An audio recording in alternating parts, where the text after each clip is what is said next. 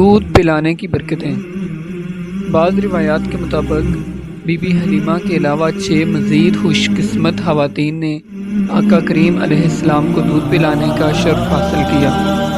ان تمام عورتوں کو دولت ایمان نصیب ہوئی، جبکہ حضرت حلیمہ کو دودھ پلانے کی ہمت کا یہ انعام ملا کہ ان کا پورا گھرانہ دولت ایمان سے مالا مال ہوا۔ حضرت حلیمہ کے شوہر حضرت حارث رضی اللہ عنہ صاحبزادے عبداللہ بن حارث اور 2 صاحبزادیاں انیسہ بنت حارث اور جدامہ بنت حارث ہیں۔ جدامہ بنت حارث شیمہ کے نام سے مشہور ہیں، جو اللہ کے آخری نبی علیہ السلام کی بڑی رضائی بہن تھی اور آپ کو گود میں کھلاتی اور لوریاں دیتی تھی۔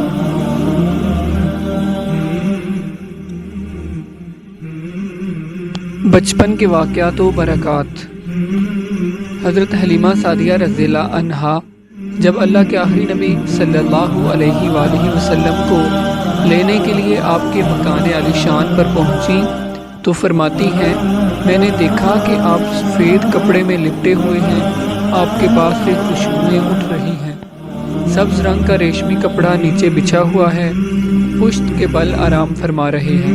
میں نے آہستہ سے قریب ہو کر اپنے ہاتھوں سے اٹھا کر آپ کے سینہ مبارک پر ہاتھ رکھا تو آپ مسکرانے لگے، اپنی سرمگی آنکھیں کھول دیں اور مجھے دیکھنے لگے۔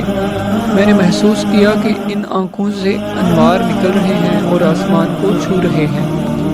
بے اختیار ہو کر میں نے آپ کی دونوں آنکھوں کے درمیان بوسہ لیا اور آپ کو اپنے سینے سے لگا لیا۔ جب آپ رضی اللہ عنہا دودھ پلانے بیٹھیں تو نبوت کی برکتیں ظاہر ہونے لگیں۔ خدا کی شان کے حضرت حلیمہ رضی اللہ عنہا کا اس قدر دودھ بڑھ گیا کہ آپ اور آپ کے رضائی بھائی عبداللہ بن حارث نے خوب پیٹ بھر کر دودھ پیا اور دونوں آرام سے سو گئے۔ رسول اللہ صلی اللہ علیہ وآلہ وسلم اپنی رضائی والدہ کا صرف ایک طرف سے دودھ پیتے، دوسری طرف سے وہ پلانا بھی چاہتی تب بھی نوش نہ فرماتے کہ وہ بائی کا حصہ تھا۔ یہ اس بات کا اشارہ تھا کہ عدل و انصاف کا بول بالا کریں گے۔ آپ کی برکت سے حضرت حلیمہ کی لاغر اونٹنی جو دودھ سے خالی تھی اس میں بھی خوب دودھ آ گیا۔ حضرت حلیمہ کے شوہر نے اس کا دودھ دوہا اور دونوں میاں بیوی نے خوب سیر ہو کر دودھ پیا اور وہ رات بڑی راحت و سکون کے ساتھ بسر کی اور رات بھر میٹھی نیند کے مزے لوٹتے رہے۔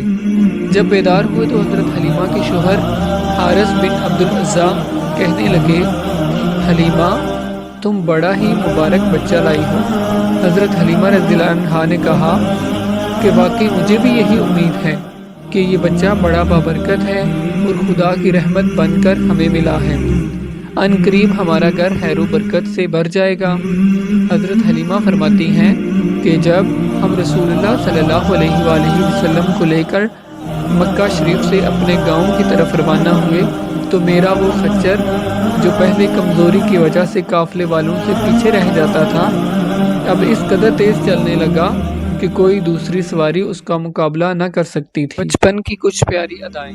اللہ کے آخری نبی صلی اللہ علیہ وآلہ وسلم جب سے حضرت حلیمہ سعدیہ رضی اللہ عنہا کے پاس آئے ان کے مویشی بڑھنے لگے، ان کی عزت میں اضافہ ہوا اور خیر و برکت نصیب ہونے لگی۔ جب تک آپ وہاں رہے بی بی حلیمہ کا گھر خیر و برکت سے معمور رہا۔ دن بدن ان انعامات اور برکات میں اضافہ ہوتا رہا اور وہ خوشحالی کی زندگی بسر کرنے لگے۔ حضرت حلیمہ رضی اللہ عنہا فرماتی ہیں، دودھ پینے کی عمر میں آپ کی دیکھ بھال میں مجھے بہت آرام تھا۔ آپ دوسرے بچوں کی طرح نہ چیختے چلاتے اور نہ گریہ و زاری فرماتے۔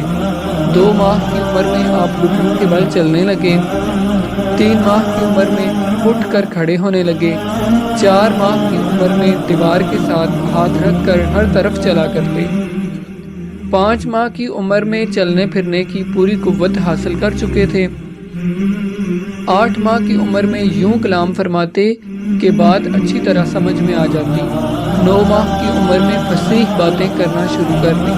آپ نے اپنی عمر کے ابتدائی حصے میں جو کلام فرمایا وہ اللہ اکبر کبیرہ والحمد للہ کثیرہ، اللہ سب سے بڑا ہے اور ہر طرح کی حمد و تعریف اللہ کے لیے ہے۔ جھولا جھولتے وقت آپ چاند سے باتیں کرتے اور اپنی انگلی سے جس طرف اشارہ فرماتے چاند اسی طرف جھک جاتا۔ وجود مصطفیٰ کی بی بی حلیمہ رضی اللہ عنہا آپ کی برکتوں کو یوں بیان فرماتی ہے: میرا قبیلہ بنی سعد قحط میں مبتلا تھا۔ جب میں آپ کو لے کر اپنے قبیلے میں پہنچی تو قحط دور ہو گیا، زمین سرسبز، درخت پھلدار اور جانور موٹے تازے ہو گئے۔ ایک دن میری پڑوسن مجھ سے بولی: اے حلیمہ، تیرا گھر ساری رات روشن رہتا ہے، اس کی کیا وجہ ہے؟ میں نے کہا: یہ روشنی کسی چراغ کی وجہ سے نہیں بلکہ حضرت محمد صلی اللہ علیہ وآلہ وسلم کے نورانی چہرے کی وجہ سے ہے۔ میرے پاس 7 بکریاں تھیں، میں نے آپ کا مبارک ہاتھ ان بکریوں پر پھیرا تو اس کی برکت سے بکریاں اتنا دودھ دینے لگیں کہ ایک دن کا دودھ 40 دن کے لیے کافی ہو جاتا تھا۔ اتنا ہی نہیں، میری بکریوں میں بھی اتنی برکت ہوئی کہ 7 سے 700 ہو گئی۔ قبیلے والے ایک دن مجھ سے بولے: ان کی برکتوں سے ہمیں بھی حصہ دو۔ چنانچہ میں نے ایک تالاب میں آپ کے مبارک پاؤں ڈالے اور قبیلے کی بکریوں کو اس تالاب کا پانی پلایا تو ان بکریوں نے بچے پیدا کیے اور قوم ان کے دودھ سے خوشحال و مالدار ہو گئی۔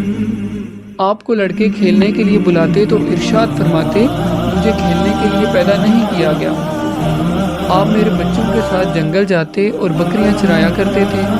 ایک دن میرا بیٹا مجھ سے بولا: امی جان، محمد صلی اللہ علیہ وآلہ وسلم بڑی شان والے ہیں، جس جنگل میں جاتے ہیں ہرا بھرا ہو جاتا ہے، دھوپ میں ایک بادل ان پر سایہ کرتا ہے، ریت پر آپ کے قدم کا نشان نہیں پڑتا، پتھر ان کے پاؤں تلے خمیر گندے ہوئے آٹے کی طرح نرم ہو جاتا اور اس پر قدم کا نشان بن جاتا ہے، جنگل کے جانور آپ کے قدم چومتے ہیں۔